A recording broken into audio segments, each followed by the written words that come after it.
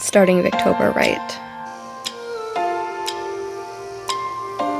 I often feel like I have to read a book before I feel fully immersed in the new month. So I read a streetcar named Desire and I absolutely loved it. This is my first Tennessee Williams book and he has this beautiful atmosphere. Like I listened to a full cast, so I'm sure that that had some impact on it, but it was just really, really gorgeous and really well done. I think mid-century fiction is something that I just enjoy. As a person, I enjoy in all of these things. So I'm really looking forward to reading more of his. I really want to read Snagglepuss, which is kind of a fictionalization of his story through the character of Snagglepuss, who was a mid-century person on a cartoon. I never watched it, but he is coded as gay, and this is a story kind of taking inspiration from Tennessee Williams, who was a very famous gay man who had to hide his sexuality behind a lot of things in order to not be arrested during the mid-century. So this was a lovely play. Definitely has some issues, like it has a lot of sexism and a lot of other stuff and sexual assault and domestic abuse. It's definitely not advocating for that kind of toxic masculinity, but it also is not necessarily like this is a fully bad thing, because it is a tragic story. That it's a tragic story is very well known. I didn't know how it was tragic and I thought it ended a different way, which was interesting. But I really, really enjoyed the story overall. And I'm really excited. I really hope that Victober is going to take off. As you probably know if you've been following me, September was a really rough month for me. So I'm hoping that I'm kind of like a little bit rebooted and that the weariness and exhaustion will kind of seep away a little bit, because even though my chronic pain or my exhaustion and stuff like that won't just like zip away by the calendar turning, I do think that sometimes having the ability to kind of like reboot and be able to be like, okay, this is a new month, we can do more things.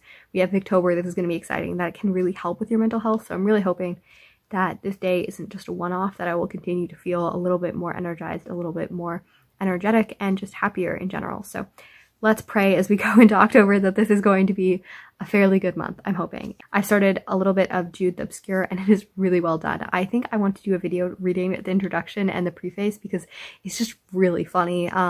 He did such a great job, and it's his last novel because it had such a terrible thing. My favorite line from it is, its next part of its career was to be burned by a bishop who I think burned it in despair over not being able to burn me. Like, Thomas Hardy, you're hilarious and I love it. So the best part about being back at school is you meet first years and you get to edit their assignments. I'm that weird person. I absolutely love editing. It has always made me incredibly happy. So I picked up a cafe shift because I love working in the cafe. We do it by volunteer. It's a small college, so I always like it because it's right in the entrance. So I get to talk to people, and I absolutely love just talking to people. And I feel like it makes people's days to have someone who's friendly. So I started talking to people, and then I started talking the assignments, and I was like, well, I'll edit it. And then I spent 4.5 hours editing, including like 3 hours after my shift. So it was enjoyable to just sit there and be like, okay, then this is how you do this, and like, you know, this is the way that you can add it, and like, how do we think about this? Like, let's, you know, talk about like the formatting, and like, let's talk about how we can explain this better, and maybe we can add this and make it flow better, and like all of that. I really enjoy it because I'm like, I think that there's so much more to writing than grammatical correctness, and I like to make, you know, it's exciting, and why, and how can we explain this better? And yeah, and like, you know, the person that I was helping, she was like very insecure about her opinions, and you could tell that in the way. So I was like, why? And then I got to talk to her about like her opinions and why she felt, you know, a little ashamed or scared about doing that, and it was just so enjoyable. Like I've said before that one of my dream jobs would be to counsel people through writing and help people express themselves. So editing, I feel like, is a similar, especially when you're looking at like a whole paper and being able to go through it like line by line and explain how does this convey what you feel in like in a formal way and something like that. And I love it so much. And it's like one of the nerdiest things about me. The library books are in, and we have a reading vlog. I'm really, really excited for Thanksgiving. I'm excited to have this. So I started Cranford reading it physically, rereading it again, and I was absolutely loving it. Because I have Road Trip, I am listening to it on audio, and I'm super excited. I love it so much both ways, and it is such a magical and very funny story. So I'm really excited for Thanksgiving. I'm really excited for October and Victober, and we're going to Strand. I don't know how to use it, but I found my happiness. Hey, Aunt Kirsten. Kirsten, Ukraine.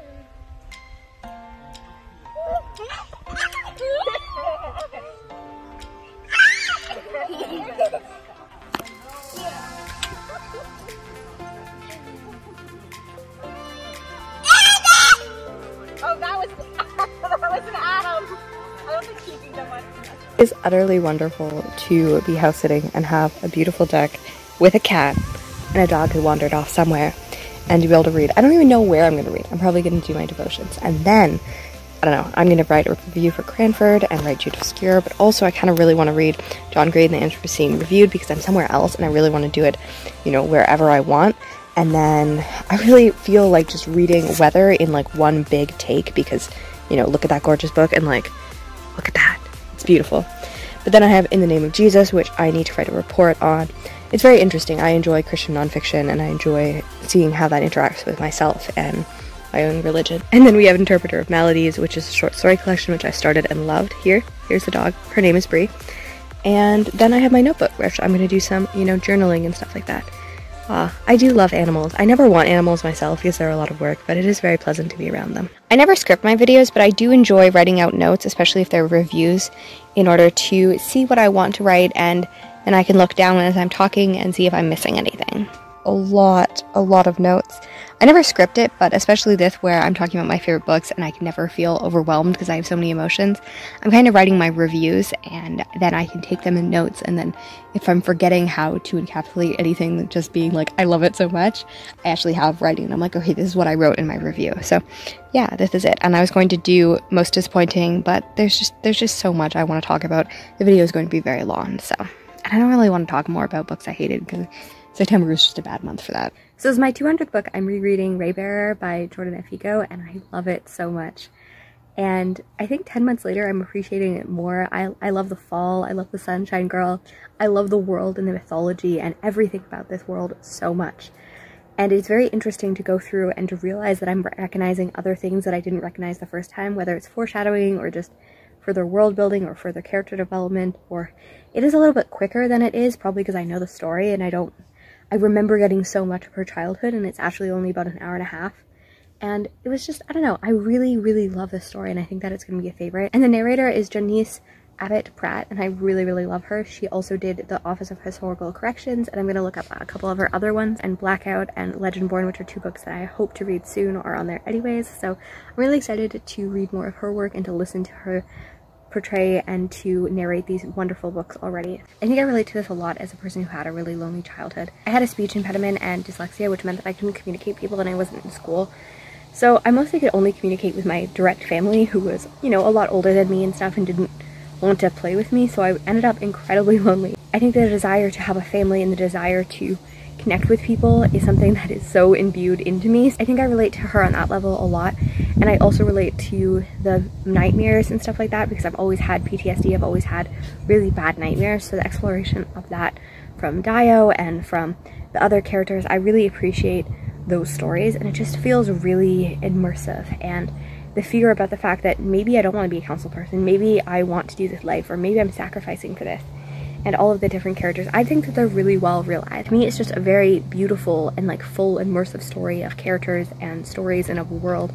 I love the way that she's narrating. I think that the way they reveal the mythology, and it's just very rich of story and trauma and past and hope and all of those things together, and exploring the ways that sexism comes in and the way that they foreshadow is just brilliant. One night when I couldn't sleep, I wrote a poem that said, "Sometimes I need the quiet of the night to see my thoughts illuminated against the sky." And I feel like that's what I always feel. And somehow, after a day of pain and frustration and headachy and laying in bed with heat pads, I'll come outside on this day that I'm house sitting and sit in the quiet at 1:40 at night with a dog that should be sleeping, reading John Green and writing poetry and listening to covers on YouTube. And I feel more peaceful than I ever did when the sun was up.